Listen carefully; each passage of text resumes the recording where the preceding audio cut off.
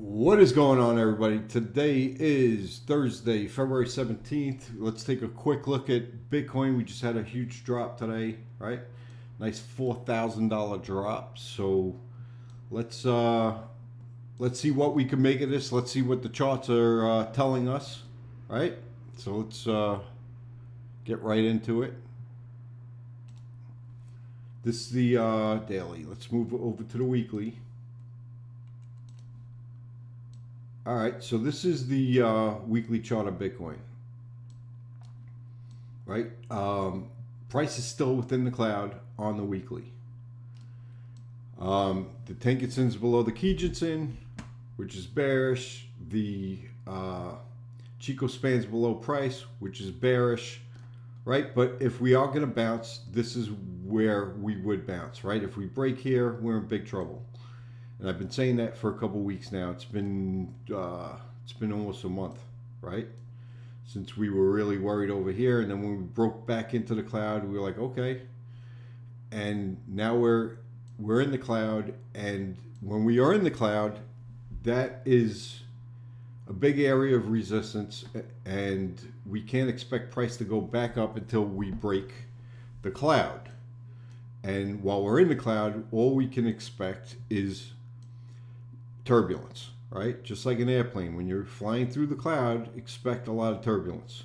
So we could get whipped up and down while we're in the cloud. And unfortunately, because Bitcoin is a $40,000 asset, those are big moves. You know, that's a $5,000 move up and down, up and down, up and down.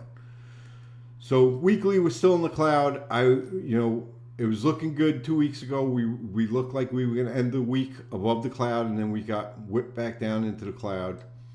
This week, it looked like we were about to break the cloud, and we got whipped back in so far. But we have 3 days, right? We still have Friday, Saturday, and Sunday to turn this thing around and get back above this cloud.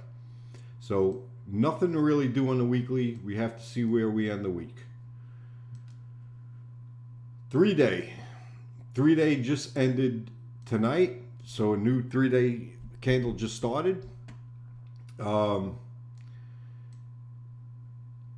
below the cloud on the 3-day. The Chico span is coming down, sideways and down, right?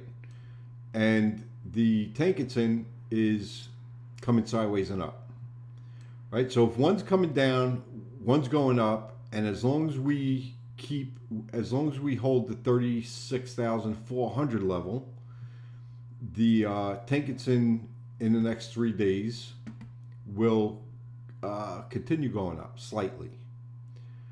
The Kijun-sen is going to remain flat for the next seven candles, as long as we maintain the 36,500 level, right? So if this goes flat, then this is probably going to go flat. This is flat, which tells me we're just in a ranging market right now, right? So, and you can see we've been in this for, let's see, since the first week of January. We've been in this range between 43,000 and 36,000. And we just kind of been going down and up and down, right? Possibly down to this again and then up. So not much to say on the 3-day yet. I don't like the way the 3 days looking still. But if this goes flat, like I said, and then we break above the Kijun-sen, that's looking a lot better, right?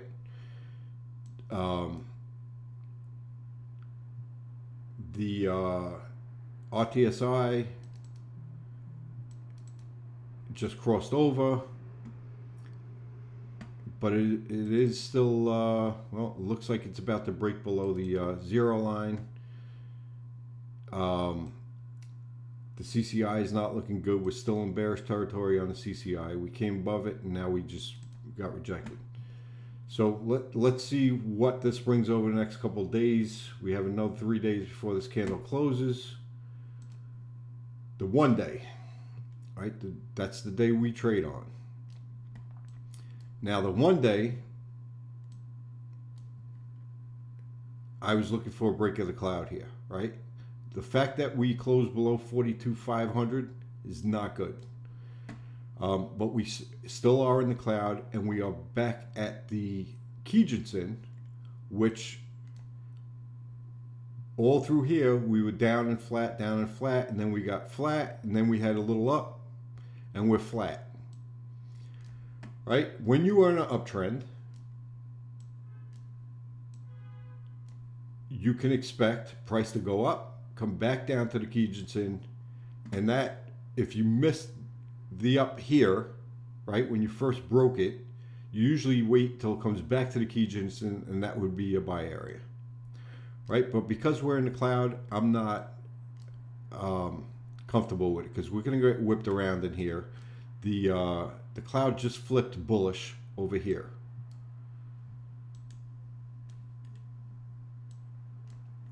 Now, this is high resistance, and somebody asked me today, does that, we did a video the other day, and somebody said, so what you're saying is we should get in? And I said, no, not really, right? Because we are coming across major resistance, which is the top of this cloud. So there's always the possibility we get rejected from the top of the cloud and then fall out the bottom and continue on down. So, but we were already breaking the cloud on the 3 days. So I took an aggressive buy, and I went in 20%, somewhere around 43 and change. And I would have been stopped out yet, but I didn't put a stop on, right? Because I figured we're just going to get whipped around in here for a little while. So I'm still in trade. I'm down about $150 on trade. It's on one of my $10,000 accounts. So I took a 20% position, which is $2,000, and now I'm down about $150 on that. Not bad. It's not something I can't recover from. If I take even another $100 hit on it, that's fine. I just think like I said, we're above the Kijinsen. I'm not too concerned yet. I would have liked to see it hold the 42.5, because I had this forecast line here it's been here for the last 2 weeks, right? And it bounced off it the first time perfectly, right? And today, when I was looking at it this afternoon, it was right at 42.5, and I said, you know what, it's a good chance we're going to hold here and then come through. As long as this one holds, we're good. If this one breaks, I'd be looking to get out of this, and because at that point we'd begin a short. Like my indicators right here told me tonight to take a short, right? But we don't take shorts when we're above the Kijinsen, the same way we don't take longs until we're above the Kijinsen, right? So we don't take shorts when we're above the Kijinsen. We want to see it break below the Kijinsen before we take a short. So while I got the signal here, it wasn't a full signal because we're still above the Kijinsen. All right, now tomorrow, if price goes back down below the Kijinsen, I'll begin a full short signal on BTC. So tomorrow, if we are below there, I will take an exit. I'm not going to take a short on it, right? But if I did take a short on it, it would be telling me roughly a short with a $2,000 take profit level, right? So my first take profit would be somewhere around 37.5, and then my next take profit would be somewhere around 35 and change. I'd probably take a 2 take profit on that, but let's see how this plays. I'm not doing anything right now. If you look at the lower time frames, let's go to a 4 hour. 4 hour told me to go short on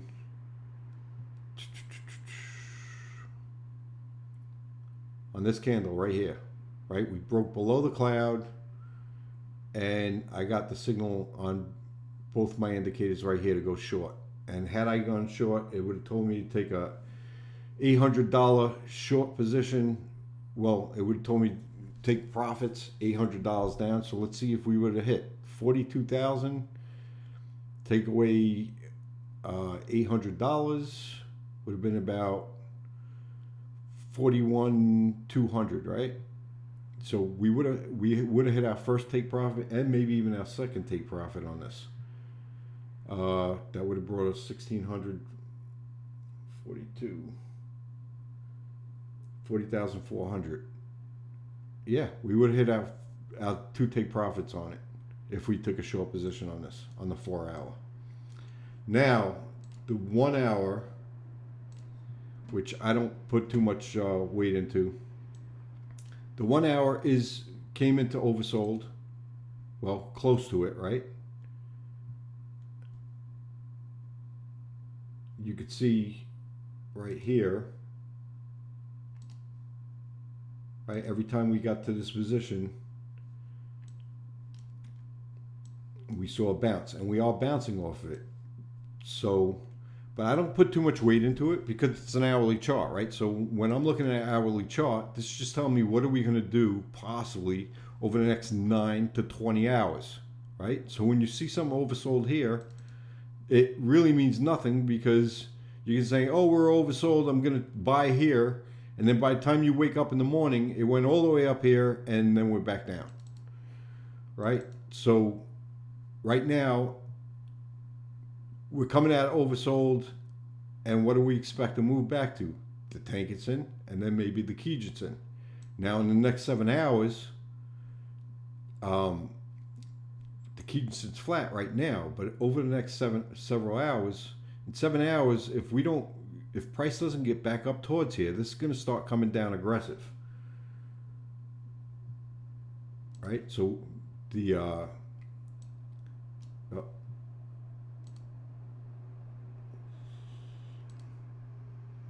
right, so I expect price to come, well, the Kijitsun to come this way and then start falling, right? And this may go flat right here. So if price comes up, maybe it'll bounce into this and then kind of continue down. It's a possibility on the hourly. So I'm just going to wait to see what happens on the daily. I'm not doing anything as far as we're in the cloud on the daily right now. Like I said, we only got a 20% position, and I don't know how big your position is. You know, if you have a $50,000 position, that could be another $1,000 down. So that's something you have to decide on, what you want to do. But I'm comfortable leaving it with the amount of money I have in it right now. Now, we took some other trades yesterday. You know, we took AVAX on the daily, right? I don't like the fact that we broke back into the cloud and now we're testing the top of the cloud. So I'm going to see where this ends. If this breaks back above the cloud tomorrow, I'll hold it, and we'll see where that goes. But I'm still in the AVAX trade. FIL, I kind of screwed up on yesterday because I didn't notice by the time the candle the day closed, we were back below the Tankinson, right? So I probably wouldn't have taken this, but I did, and I got stopped out on this tonight. Mana I took yesterday. I didn't put it out to the group yesterday because I missed it, because I was going to take it on this one, but because it was such a big candle, I said, let me wait till the next day. We broke the cloud, we came back, and I figured we were going to bounce here, right? And there's a possibility we still do. So I'm still holding my Mana trade, not out yet. Shib I took yesterday, because we looked like we were about to break the cloud. I wanted to get in, and we got rejected from it, but we are back at the Kijitsun, so I'm comfortable holding this as well. We look like we're about to break back above the cloud, so I'm not doing anything with these trades. I'm not too worried. I took a 1% and I split it between the 4 of them. So if you would have took a 2% between the 4 of them, if all of them hit your stop loss, you would have lost $200. Not a big deal. It's not something you can't come back from. Even if you had a $20,000 account, right? It's a $400 loss on a $20,000 account. Not something you can get that back in a day. It's not a huge concern. But I took a 1% loss. So on Filecoin, even though Filecoin went down 13% yesterday and closed me out, I only lost like $25 on it, right? So it's nothing too concerning.